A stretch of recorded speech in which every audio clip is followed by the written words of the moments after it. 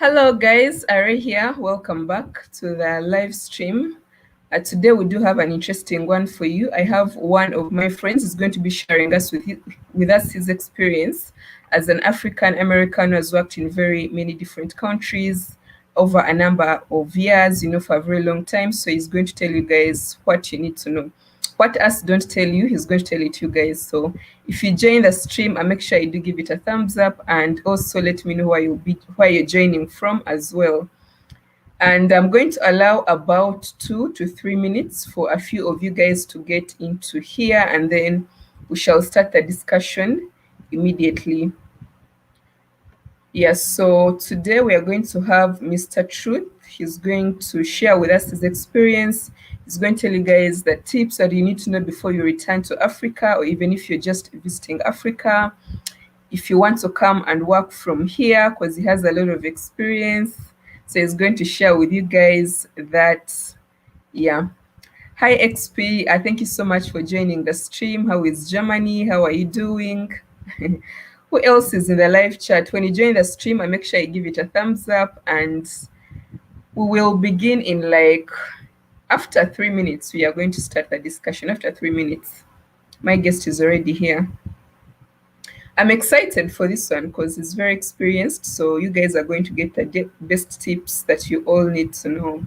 Especially if you want to come to Africa for the first time, this is the right video for you to watch. You'll get to know all that you need to know from someone who is African American, giving you their experience in Africa.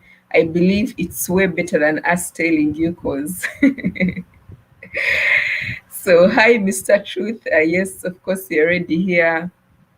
So if you join the stream, make sure you give it a thumbs up and let me know where you're joining from, and the discussion will start shortly.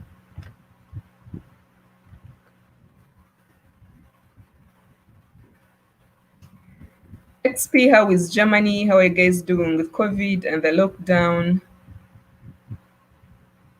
How are you doing? If you join the stream, make sure you give it a thumbs up, and we shall start in 30 seconds. I'll have my guests added onto the screen and we shall start the discussion. So today we do have Mr. Truth. He's going to share with us his experience of working and living in Africa for a good number of years, and you guys you'll get to know all that you need to know. So it's going to be an interesting conversation. Let me know if my audio is clear, guys. Let me know if my audio is clear, and then we can begin. Okay, so let me hi Liz, how are you? Thank you so much for joining. So let me add Mr. Truth to the screen and we start the discussion. Hi Truth, unmute your mic. Hello, hey, Mr. how Truth. You doing? I'm okay. How are you? I'm good. I can't complain. Thank you so much for joining me today for the live stream. I'm good, Ray. Yourself? I'm excited for conversation. Let's start by introducing yourself to the viewers. Okay. Well, I go by Mr.Truth, but my name is David. 48 years old, prior military, did 4 years active duty, 6-year reserve, and I've been doing military contracting for the last 25 years off and on. Wow. So I must say that you're so quick when you're talking. Wow. Okay. I'm not sure if I've heard what you've said actually. I've only heard you're called Stephen. Okay, so you said the experience for 25 years? Okay, well,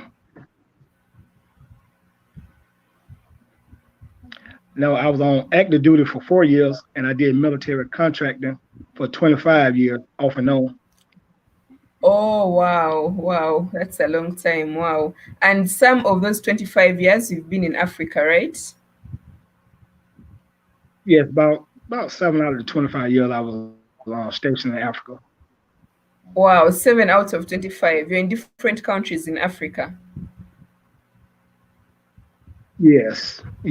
Mostly West Africa, but I also did year in Nairobi in Kenya. So I was in Kenya for a year. Okay, so would you start by telling us which countries you've worked in within Africa? Okay, well, first I was in Ghana. I was in well, Sierra Leone, Nigeria, uh, the Gambia. I also was over there when they had the in New Guinea when they had the Ebola outbreak. So I was over there for like a year and a half with Red Cross. So Mm, probably about 7 or 8 different countries on West Africa, and like I said, I was in Kenya for a year. So I going back and forth. mm. Okay, so you've been more in West Africa, right? But you've also been to East Africa, Kenya, Uganda. Yeah, Okay, so tell us about your experience in the yeah. countries that you worked in. Okay, well, on in West Africa, when I first went over there, I was in the military. So we had like well, we didn't need no visa 'cause I was in the military. But when I came back and did military contracting work, I had to get a work visa. So the work visa I got it through the company that I was working with. So the way to go about doing that is basically that they'll give you paperwork to fill out, explain about the job, and they do a background check. And the company that you're working for, they'll submit all the paperwork for you to get your visa. So usually that don't take too long, depending on what company you work for.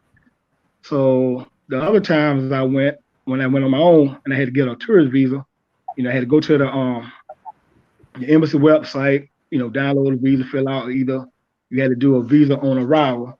So I mean the process is pretty easy. You just have to know what agency to go and fill it out at. But nowadays you can do everything online. So the process, it's simple as far as like getting your visa, depending on what kind you're trying to get.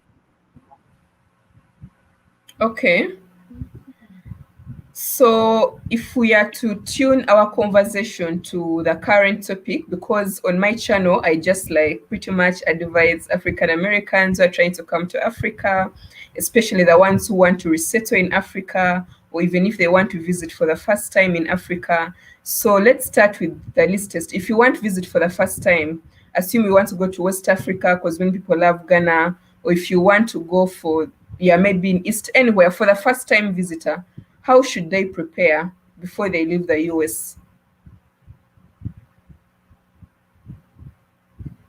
Well, first, like I said, research the country that they plan on going to, and learn about the custom and the tradition because that make a big difference, and also know the exchange rate when it come down to the money.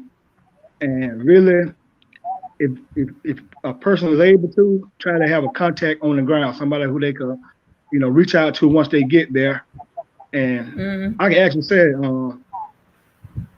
at least go visit before trying to resettle there, but at least when you first get there, try to make contact before you go and have your situation with your money and everything, have that in line.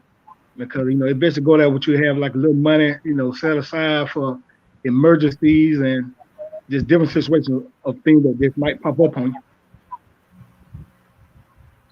okay, I do agree with you. Having a contact on the ground is very, very helpful if you're a first time visitor, Yeah. because it will help you to, easily move around, give you a few tips here and there of what to expect when you get in the country. Of course, having money is great. So, how much should someone have? Let's say if you're going to Ghana, let's assume you've already bought your ticket, or if you're coming to Uganda and maybe you're going to be sleeping in a hotel. So, how much should they have on top? Let's assume they want to stay for 2 weeks or maximum 1 month because they're just visiting. How much do you think they should have to be able to feel safe? Well, I would think probably somewhere like Ghana, like depending on where they living at. Once you got your plane ticket and everything, wherever you plan on staying, I would say it all depends on the person. But as for me, I'd take at least for like 2 weeks, probably about $1,000 because see that can kind of fluctuate because some people, they live, a fast lifestyle, but they're gonna end up spending more money. Then you got other people could go and they could just do the basics. So I think that kind of depends on the person that, what they want to, the activity they want to do when they get there and they spend their habit. So that could kind of fluctuate. But to me personally, be on the safe side, once I know I got my round trip ticket and everything paid for and the hotel or whatever already established, probably about $1,000 American. Okay. So you can just have $1,000 for emergency on that pocket at least.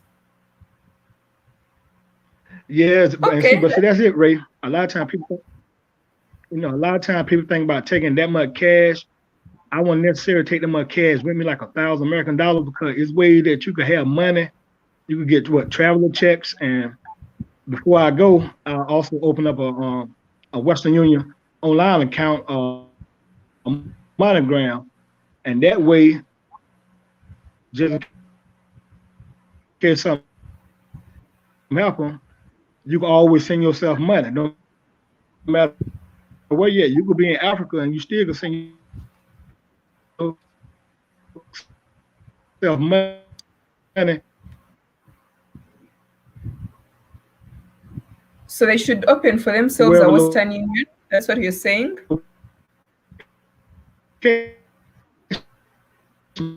You're breaking. Oh my be it. God.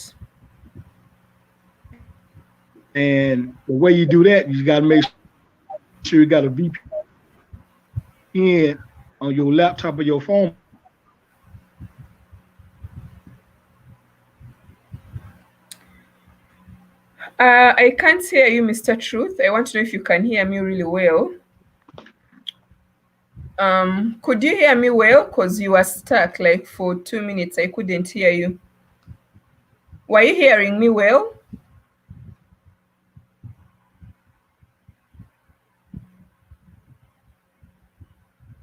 Hello, can you hear me, Mr. Truth?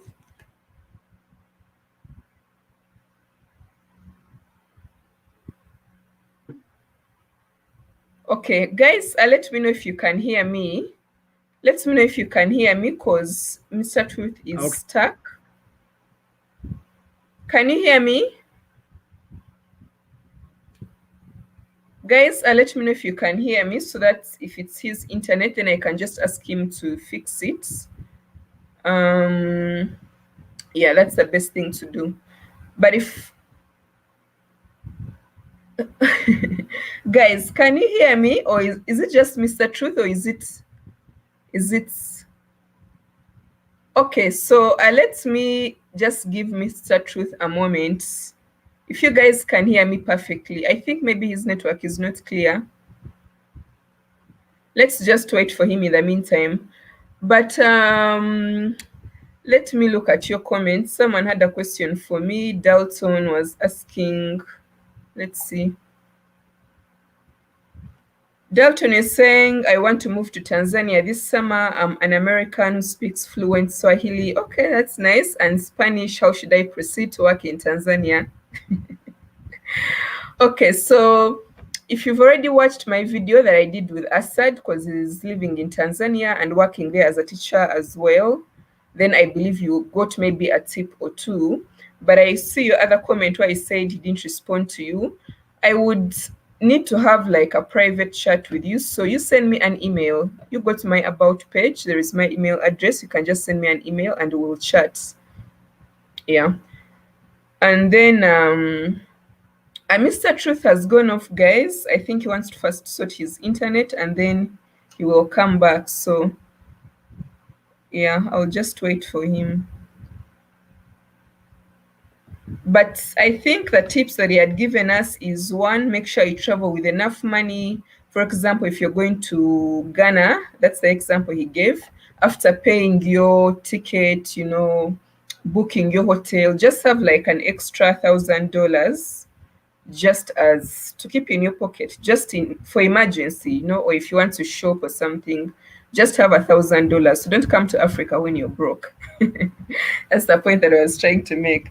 I think the other point he talked about is it's good to have a contact on the ground, of course. And it's also good to open yourself a Western Union. So Mr. Truth is back. Let me add you back to the stream. Hi. Hey, that's bad, man. They can never talk about Africa with this bad internet connection they got here in some parts of the states. We couldn't hear you like for 2 minutes. Yeah. Okay, so you're clearer now. Okay. What were we even talking about? You're still telling us about the tips of what someone should know when they're coming to Africa. You've told us about the money and the Yeah. contact on the ground. I think your third point was about Western Union. I think you're still telling us about Western Okay. Union. Yeah. What it is with Western Union MoneyGram, you can send money directly to yourself to either a payout location, or either you can send it Mm, to your debit card to your bank account, which will go to your debit mm, card.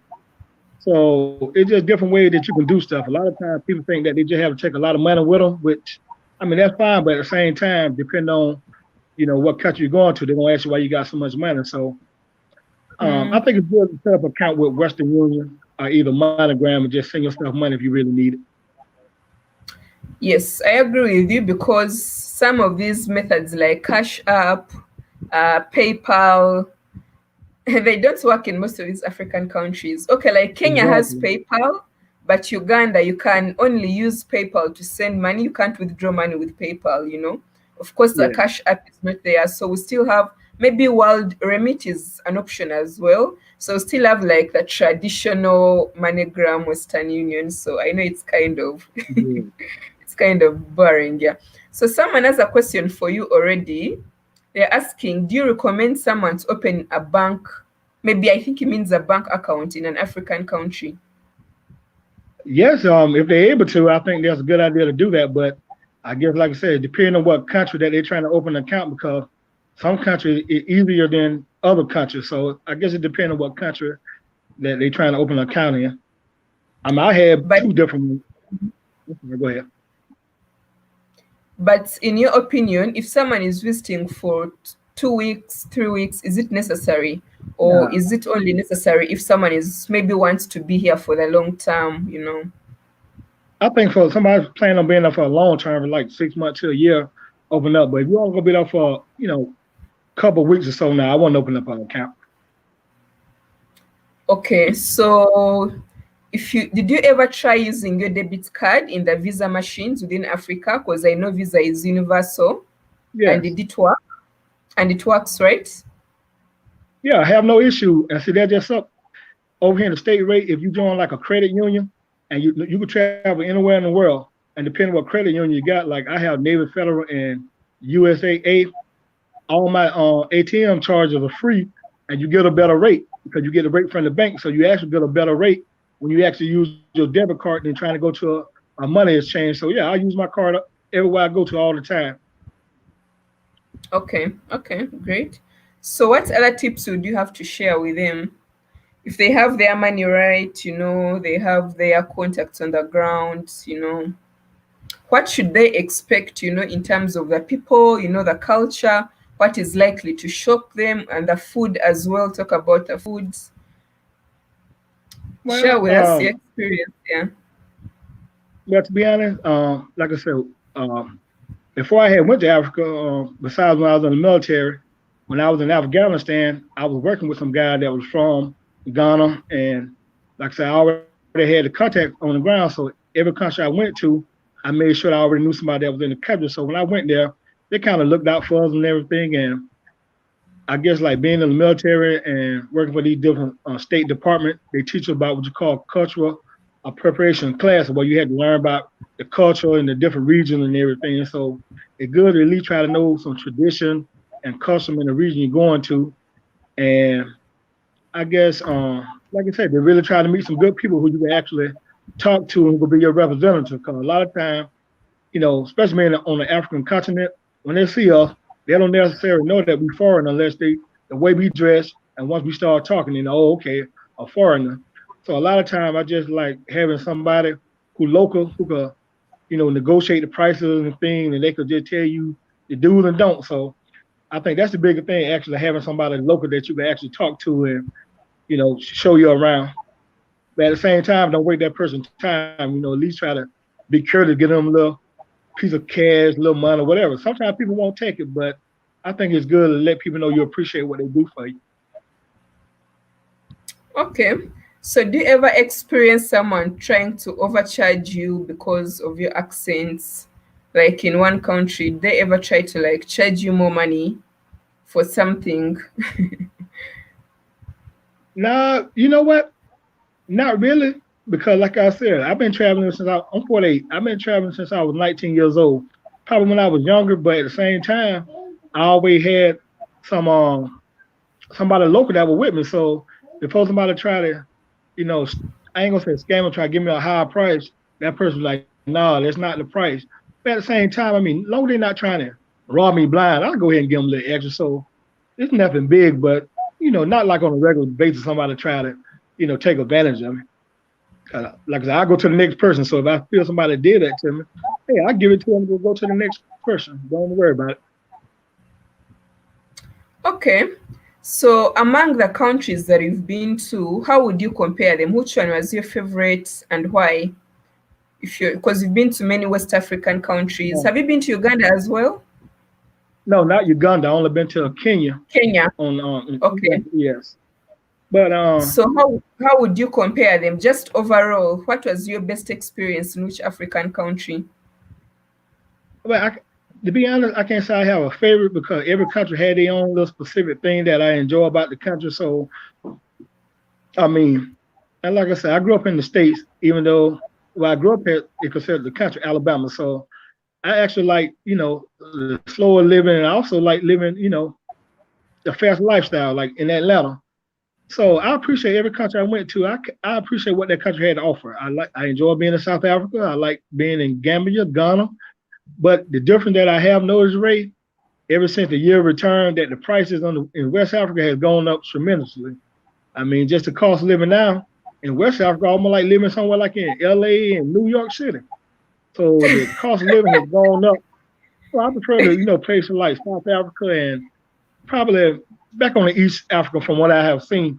But now I don't want to go nowhere. If I'm gonna pay prices like I'm paying in the States, I'd rather just stay in the States because I can actually say at least we do have infrastructure and a little better stuff. So if I'm gonna travel the country, I like trying to go to places where, I get more for my money, to be honest with you. So if you say the cost of living has become more expensive in West Africa, which country are you talking about? Ghana, Nigeria? And are you talking about No, if you're trying to buy a house, or do you even it's mean the food and the rent as well?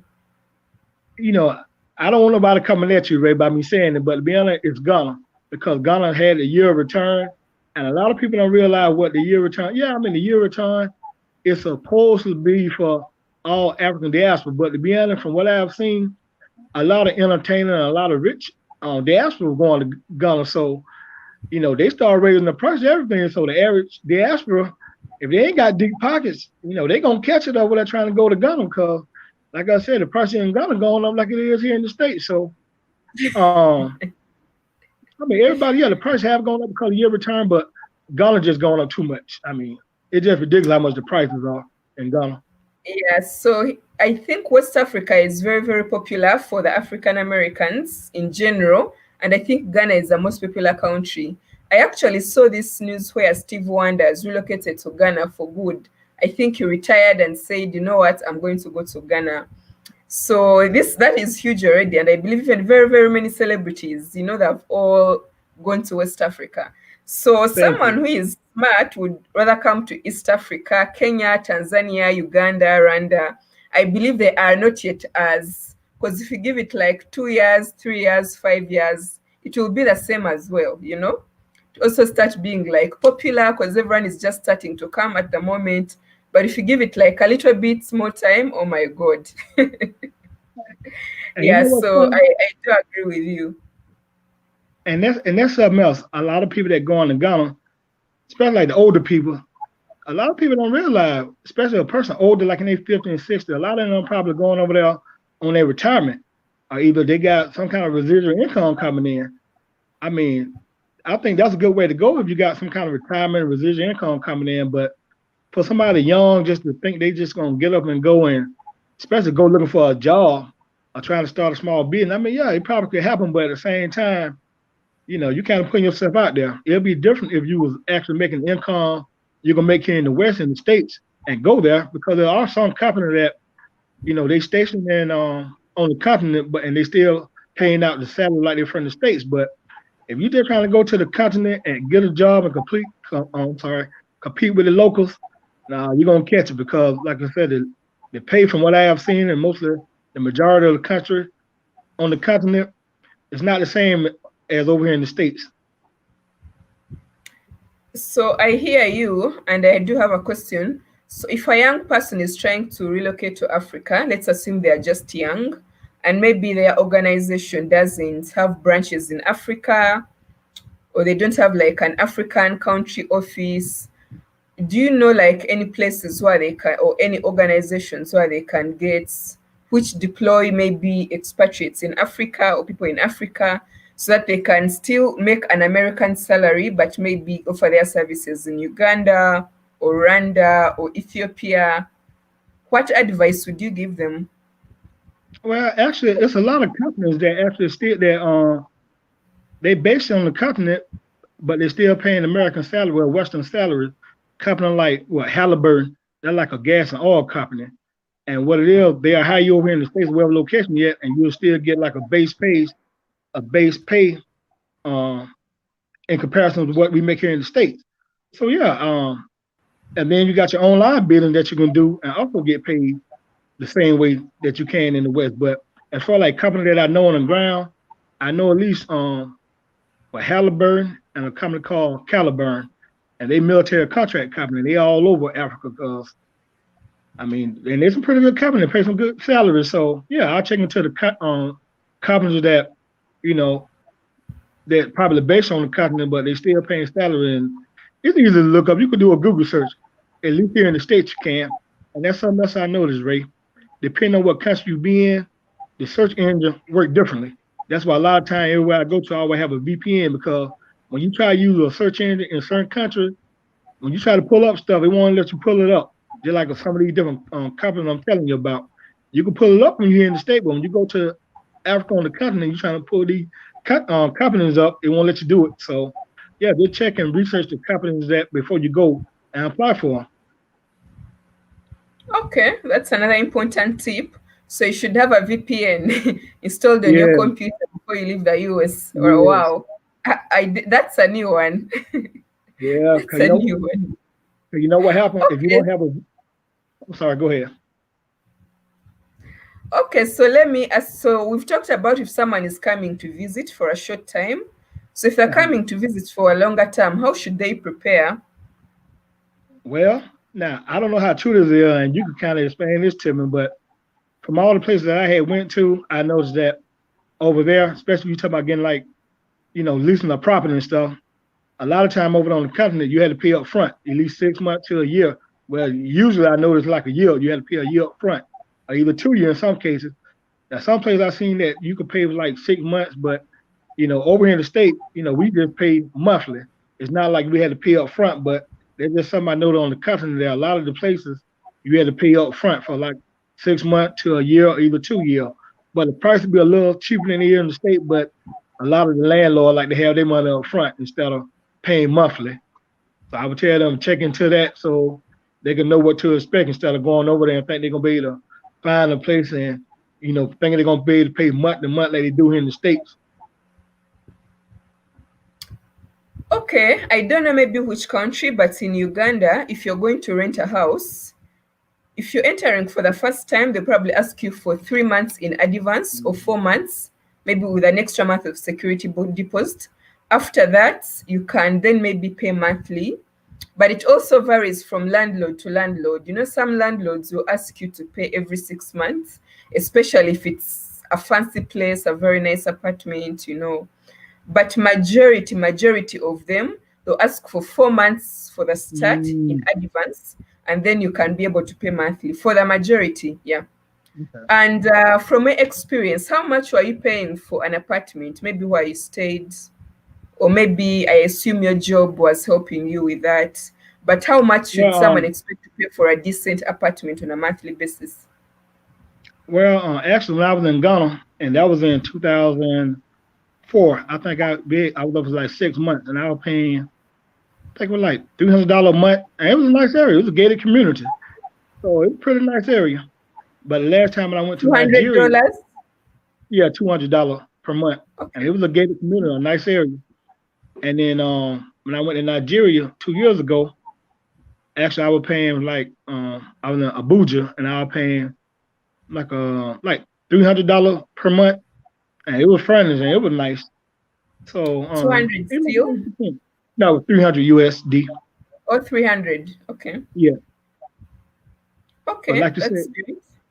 yes. So apart from the housing, what else should they think about? If someone wants to maybe start a business, in Africa, in one of these countries, maybe if they want to buy a piece of land, most people are interested in starting business actually. What business ideas do you think are profitable, like for the countries that you went to, Nigeria, Ghana, because 7 years is a long time. So from your experience, like what sort of opportunities did you see there?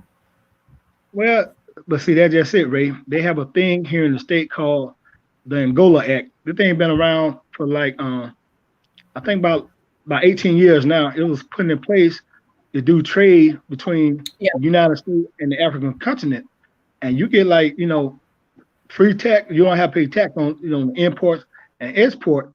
And I would tell anybody, especially from America, if there's, I'll go ahead and try to do business with the United States because it's just some product and services that the United States be trying that they need from Africa, and also stuff that the continent need from the United States. And if you can actually get and be the middle person, the go between person, you can make a pretty good salary. And I mean, all the information is free. I mean, stand for the African Growth and Opportunity Act. A lot of people haven't heard of, but they could go and Google it, and they could tell you like what country actually they're taking parts in the Angola Act. And actually, I think like 40 some different country on the continent. And but I mean, they could find something local and do. But to be honest, if I plan on doing anything on the continent, I'll probably try to get a contract with, the government to see what they need or see what the continent need, and I'll go from there. Do some import, export, or it's just a whole bunch of different opportunities that people overlook or don't know about. Yes, I love this point actually because I'm trying to do business as well, importing and exporting. And Okay. the AGOA Act has many countries within sub-Saharan Africa. Uganda is Yeah. one of them. Yeah. So I believe it should maybe run up to 2025. I would have to cross-check Yeah. again. But you can be able to import things from Africa into the US without being taxed.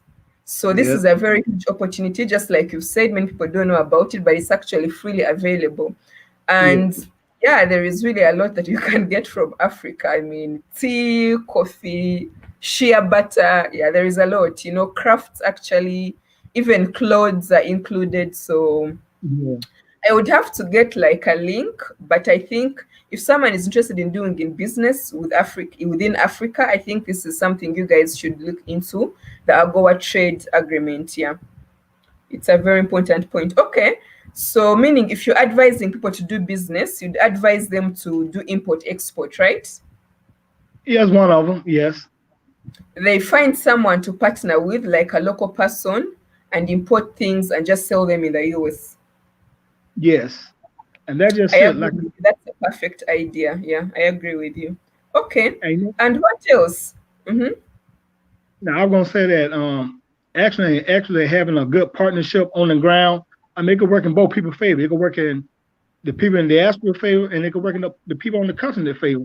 As far as like networking and actually talking and trading ideas. But no, that's all I'm gonna have to say about that part. Yeah, I agree with you because if you have someone here supplying you, they can be your supplier of whatever products that you want, and then you can just be selling it the other side. It just works perfectly. I do agree with you. Okay.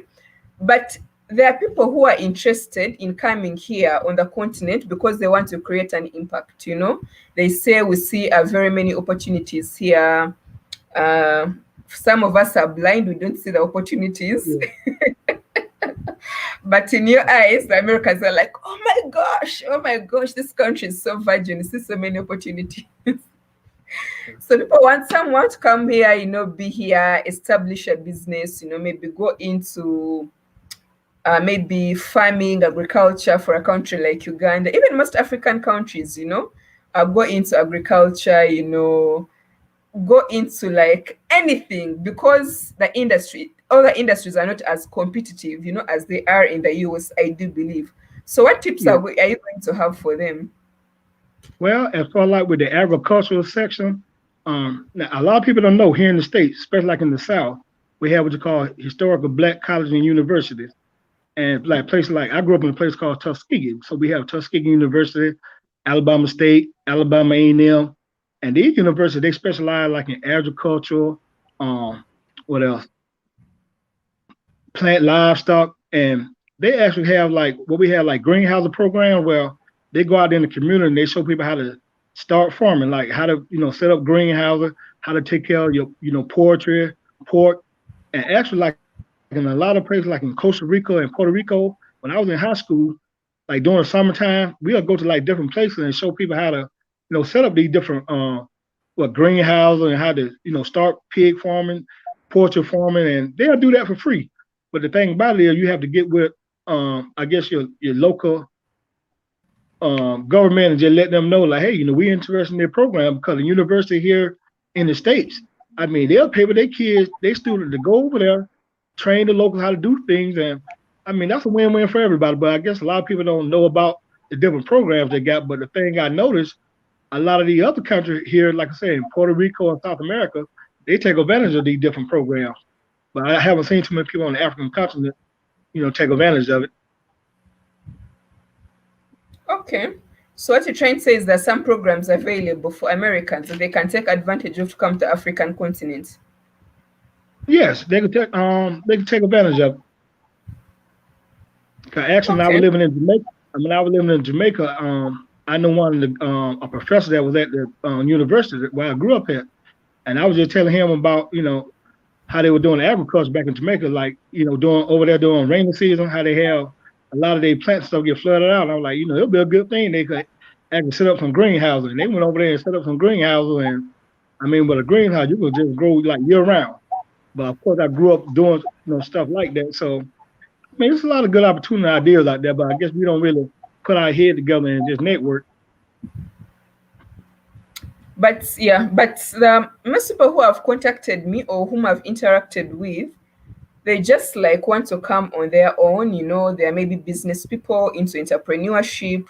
They don't want to, they might want to work with the governments in a country like Uganda, but they don't want to be affiliated with like the US government, or maybe working for like for a certain organization. Like the few that have reached out to me, they're more like, I'm a business person, I want to start up like a studio, and go into creativity stuff and do filming, or teach young people, about this social media era. So how should they prepare, like in terms of money? So what if someone is coming to visit, what should they have?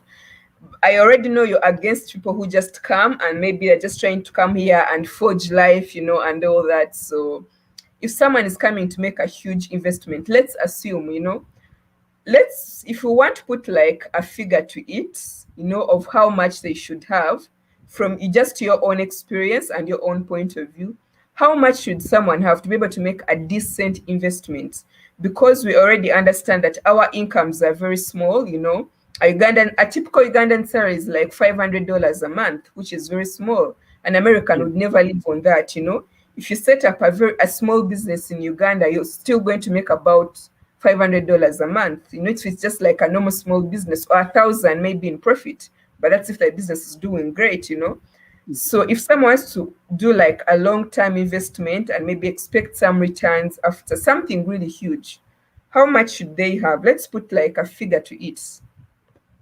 Well, now I'm gonna tell you, I think it's better for depending on what kind of business a person trying to get in. The first they do a business plan, and once you do a business plan, then you could know how much money you need.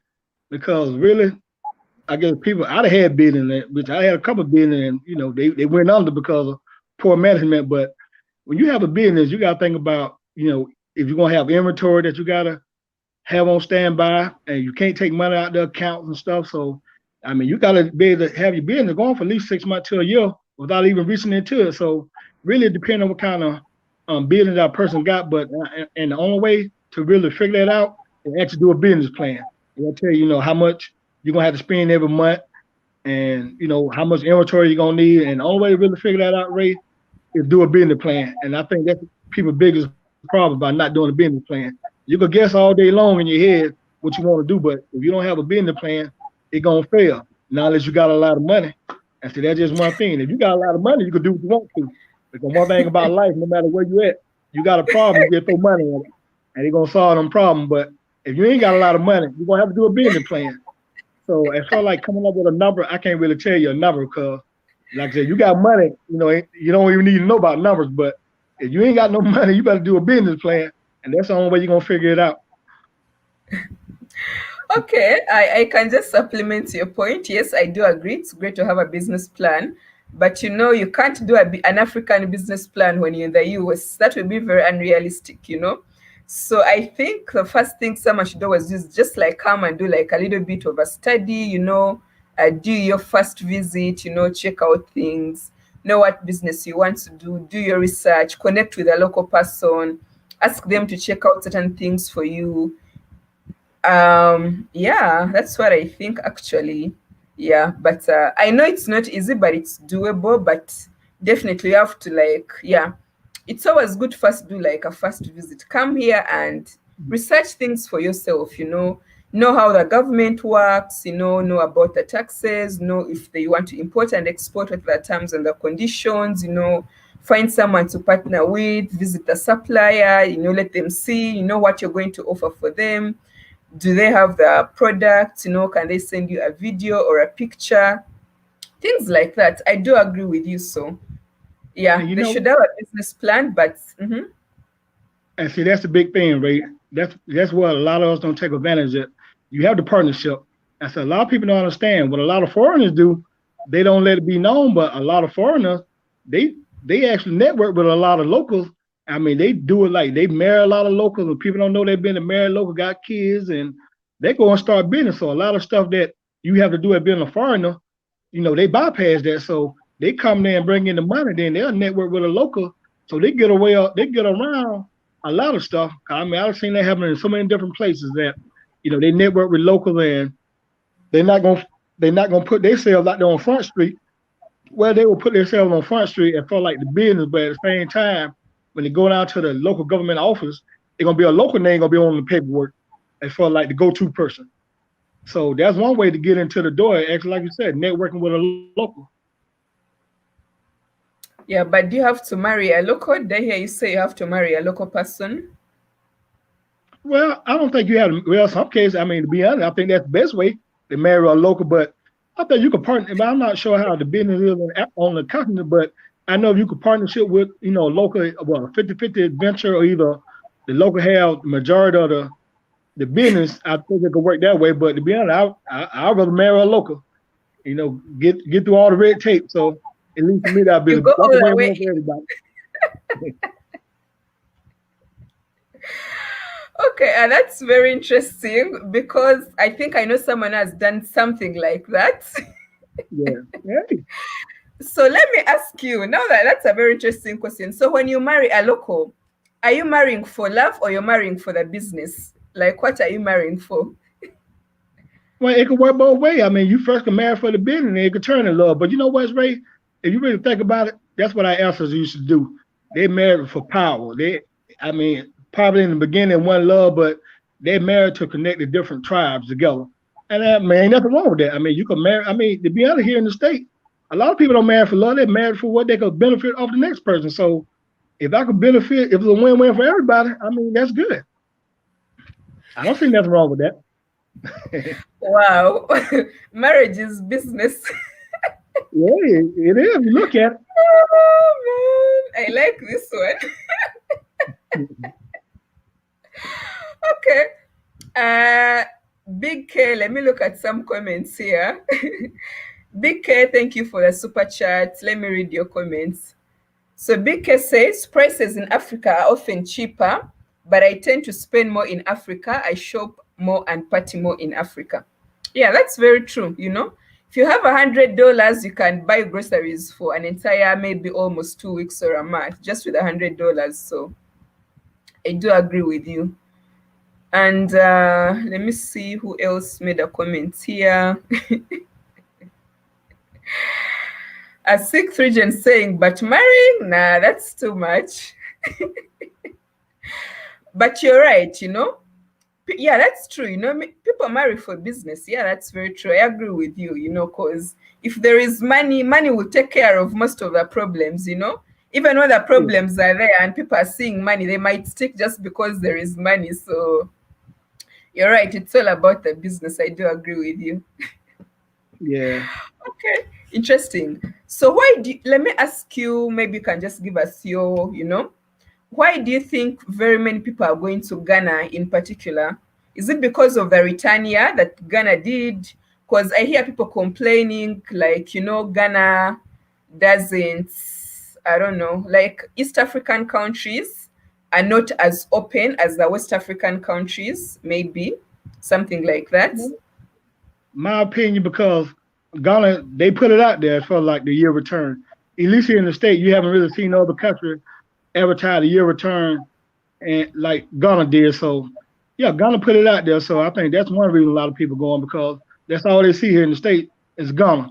But I mean, nowadays you get on YouTube and other social media platforms, you can see the difference. But a lot of people only know about Ghana. They don't know about the other countries from what I have seen.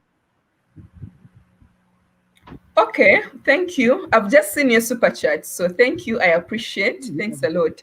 So let me ask you, when Ghana did the year of return, do you think some African Americans brought it to the Ghanaian government, to maybe to their parliament? They make like sort of a bill and brought the attention to the Ghanaian government, or just the government think of it? Because I've seen people saying, African countries don't welcome us, the governments are not friendly to us, yet we are African. And I'm thinking that's not the case, but actually these governments are not even aware. They would be friendly, but no one has brought it up to them formally. So did you think someone in Ghana, some African Americans got together and presented that before the Ghanaian parliament or something like that? Well, Ray, this is my opinion, and this is me not trying to be funny. I believe that Ghana, the year of return, was meant for the diaspora that had money, not for everybody to come over there. Because look what Sierra Leone did. If you really want diaspora to come back home, they would have made the process easier as far like with the citizenship and everything else. But Sierra Leone went a step further, and just if you go back and can prove your ancestry to Sierra Leone, they make the process easier. But to be honest, from what I've seen and just talking to other people, the year of return in Ghana were meant for people that had money, diaspora that had money. It's almost like putting up a gated community. I mean, yeah, if you got the money, you could go live there. But if you ain't got the money, cause think about it, a lot of the other diaspora that going to Ghana right now, a lot of them either retire and got residual income coming in. Because all the ones that trying to go and start a business, you know what? They be over there for a couple months, then they end up back in the West. Then they talking bad about Ghana, talk about how no infrastructure and everything else. So, and I worked at these different embassies. You'll be surprised how many people come to the embassy, going to the continent on a dream that they could take $500 and make it. And then they end up back in the West. I mean, that's just like over in the States saying that, these see these guys playing NFL football, NBA. You know how many people don't make it compared to the people that make it? And the same thing with the continent right now. Because people doing poor planning, they going back to the continent, and there are more people not making it than there are ones that making it. Okay. So you shed more light. If you say it was about money, I didn't know that. Please tell me more. You said, did they create a gated community for people who can afford it? Explain a little bit more about the year of return. Well, I mean, what it is, and in West Africa, because a lot of people, start checking out the YouTube videos and they want to go back to the continent. And from what I've seen, especially on the West Coast, on West Africa, yeah, people going over there, they buying up land, and then they charging people 3 and 4 times the price in the land that what they paid for. And like I said, you got a lot of entertainers and stuff that actually going to Ghana, and these people like millionaires. So when you start having all these people that got money going to these different countries and they spending money like, they not worried about which they not. Somebody who just got a regular 9 to 5 who only got $10,000 life savings, they can't compete with that person. So what happened is all the price of everything going up compared to how it was 3 and 4 years ago. So when they go there, they paying outrageous prices ain't no jobs. And see, that's what a lot of people be on a misconception dealing with the continent. Same thing with the Caribbean. They look at TV and think that, oh, these people here, they not, I'm educated, I got a degree. They don't realize how many people back on the continent got degrees and how smart people on the continent, but they just don't have the opportunity that we have here in the West. So when they leave here at the West, they go back to the continent and they not part of no kind of tribe. They ain't got no connection. They ain't got no money. So how they gonna make it? You got to compete with the local who at least they gonna go back to their tribe and got connection. You're gonna fail every time. See, one thing about life I learned, Ray, when you got money, you could go and do anything you want to in a lot of places. But if you ain't got no money and no connection, yeah, it's gonna be hard no matter where you go to. I agree with you. So let me read the comments here. XP says, I don't see anything wrong with that, because why would I allow people into the country who do not add value and just contribute to the unemployment? Yeah. Okay. Yeah, it's life. If you don't have money, then Okay, and then Rain says, Dr. Kiwombori, Arikana Kiwombori, African Diaspora Development Institute is only for Blacks with wealth. Yeah. I know her, but I don't know about institute. Okay, this is an interesting one. Let me see if I can get more comments. In Africa, you can start a decent business with less than $1,000. I doubt it can't be a decent business. $1,000 is little money. It can't be decent. It can't. Yeah, this is little. I mean, if you want to sell,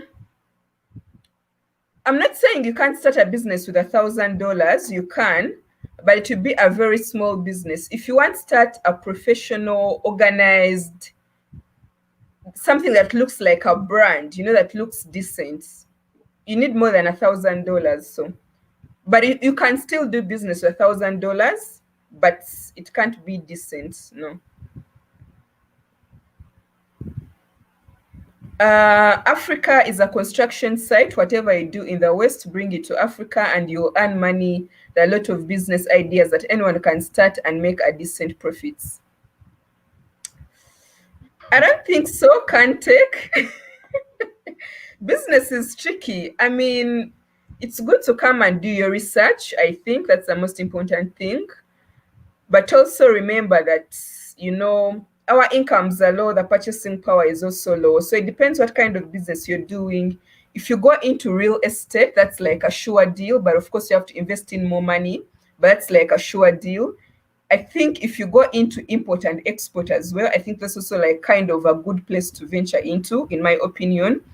If you go into agriculture and do an investment, I also think that's a good place to go into. You can actually also go into selling stuff, but yeah, it's not guaranteed. So it also depends on the country as well, definitely. In my mind, I'm thinking of Uganda, by the way. Most of the things I talk, guys, because I come from Uganda, more of my experience is Ugandan, so I'm thinking of Uganda. So let me read about, well, some people made comments about when you said marrying is just, marrying is definitely diplomatic and about preserving assets for the heirs. Okay. Facts. I think in the,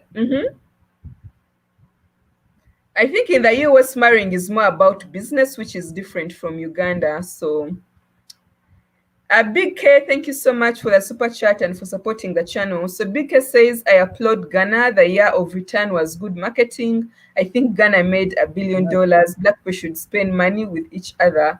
Okay. Yep. Okay, that's great. I mean, wow, Ghana did well, eh? Okay, interesting. Did they actually make $1 billion? Did they actually make $1 billion from the African Americans back? Of course. You need 100K. Yes, 100K, you can buy land, you can build a house. If you have 100,000, yes, you can do that. 100K could be crowdfunded and app started by 20 people with 5K trust and via a business plan. Yes. That's If you true. trust Yeah. each other, you can raise the money. Hey, Ray. Yes. Go ahead. And you know what? The biggest thing that people don't really talk about that they need to know. See, over here in the States, we have what you call zoning laws and licensing. Over on the continent, they don't really have those in certain places. But you're gonna have to come in, you're gonna have to pay some politician or some local chief.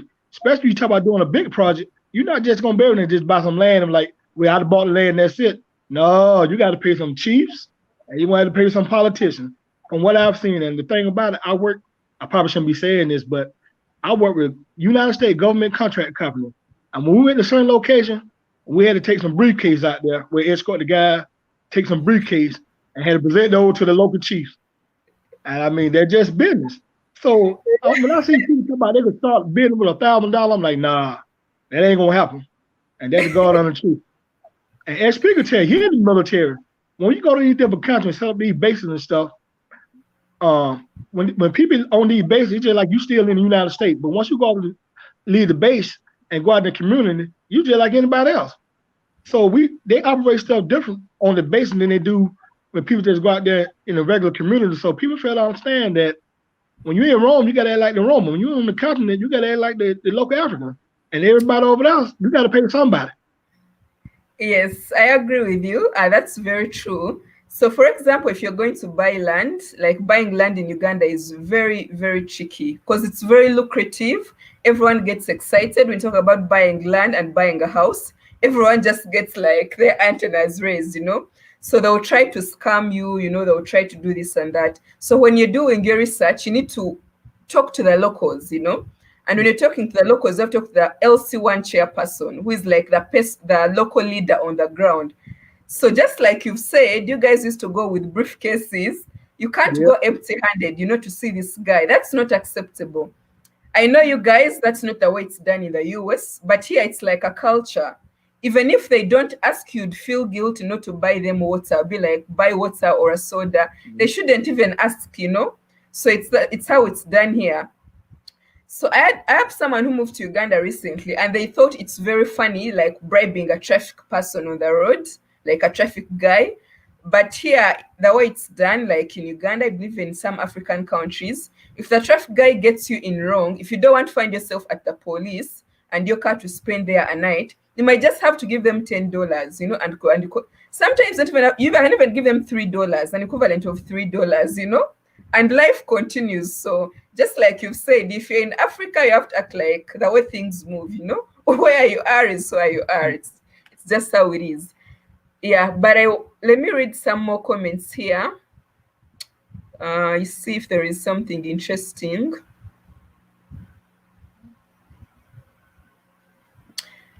My dad is in the continent. He said to get into real estate, you need about 300,000. Yeah, that's a good amount. Yeah, I think so.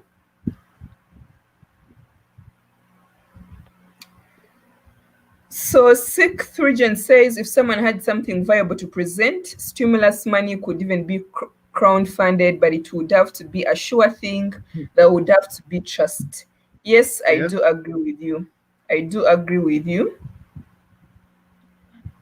So as I read the comments, guys, I'm going to drop a link into the comment section in case any of you guys want to join the stream. You can just join the stream.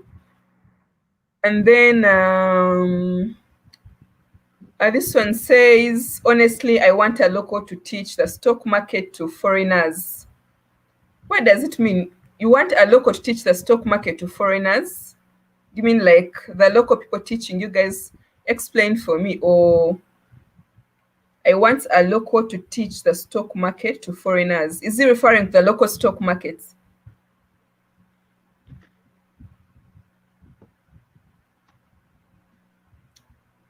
Okay, XP still talking about love. In the US, marriage is about love until it's time for the divorce. That's when it Yeah, becomes business. You that's right. split the assets 50%. Yeah. Yes, Stevie Wonder is moving back to Ghana. At least that's what he said. Uh, okay. How foreigners can invest in this? Oh, okay. Someone has a question here. Uh, hold on. So can diasporans deposit money into bank and qualify for loans? Yes, I do agree. In a country like Uganda, for you to qualify for a loan in the bank, if you have collateral security, if you have a piece of land, if you have a car that you can like you get or the land title or the car card and you take it to the bank.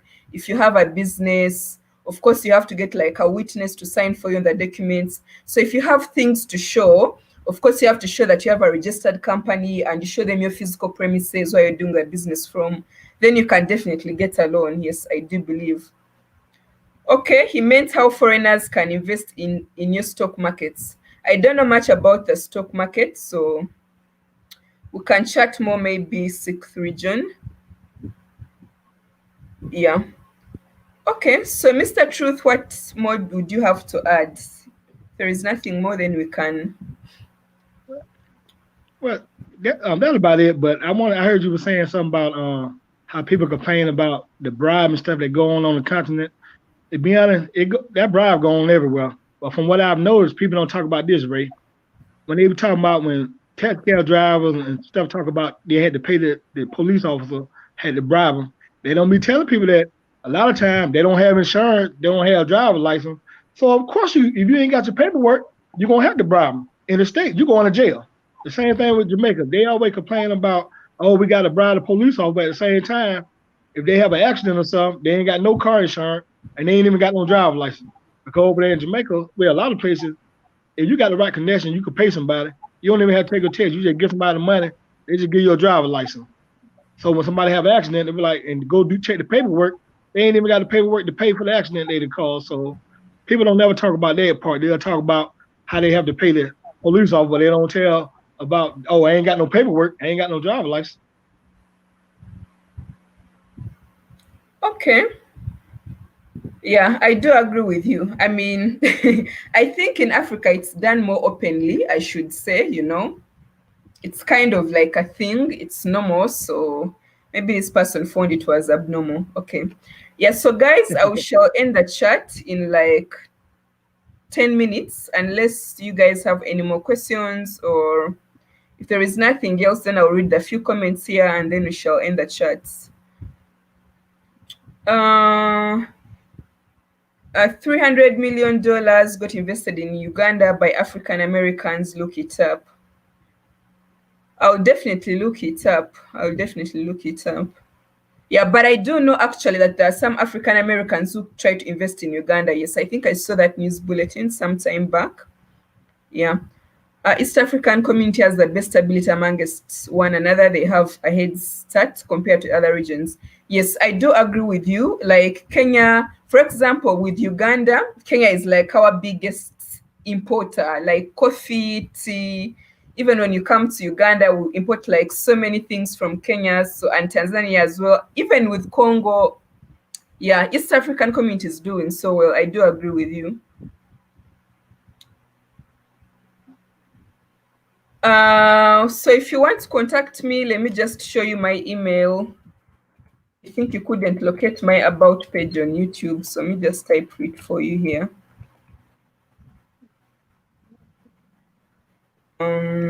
That's my email, guys. So guys, thank you so much for joining the stream. Mr. Truth, thank you so much for joining us.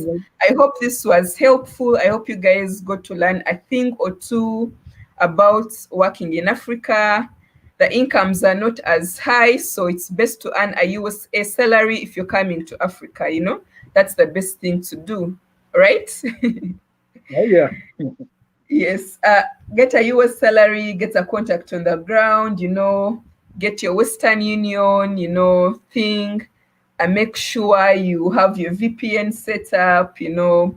Those are some of the things I was recording. Yeah. Ray, you got to put more locals of region up here to talk to us. Okay. Yeah, I invite some locals. I don't know if my local friends will want to do live streams at 1 a.m. Maybe I can just film for you videos, because Yeah, but I'll definitely get for you some people. But I do have a video coming up of an African American. So this lady is born in Uganda, but she was born in Uganda. She's Ugandan, and then she went to the USA when she was very young. She had her education there and all that. Then she decided to move back to Uganda after the university, after college. She stayed in Uganda for a few months. She failed. She couldn't handle. Then she went back to the US and prepared herself very well. So now she's currently back in Uganda. So I'm going to have a chat with her tomorrow. That it won't be live, but I'll just upload for you guys the video. So I thought that would be interesting. Like you come, fail, then go back, prepare yourself, and then come again. I thought that was like, oh my god, this is so funny. Yeah, but thank you so much, guys. Thank you so much, Mr. Truth. I think let's end the You're live welcome. chat here. Y'all Yeah, have a guys, good day. enjoy your evening. I know it's still evening. For me, it's late in the night. So have a good day, Mr. Truth. A good evening. Bye bye. Okay, bye. Thanks, guys, for joining, and I'll see you on the next chat, guys. Thank you all. Bye.